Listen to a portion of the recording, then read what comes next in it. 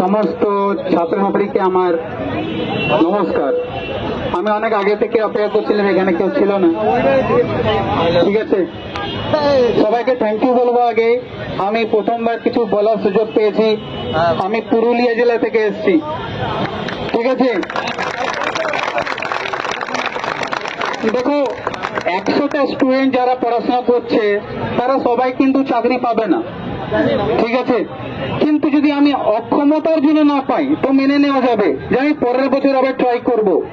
কিন্তু পরীক্ষা দিয়ে এসে যদি শুনি আমি প্রশ্নপত্র লিক হয়ে গেছে, তখন ফেটে যায় ভাই, ঠিক আছে, তখন ফাটে। 1 নম্বর পয়েন্ট।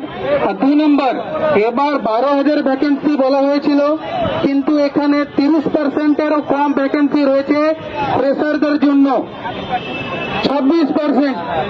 আর 70+% তাদের জন্য রয়েছে যারা অলরেডি চাকরি করছে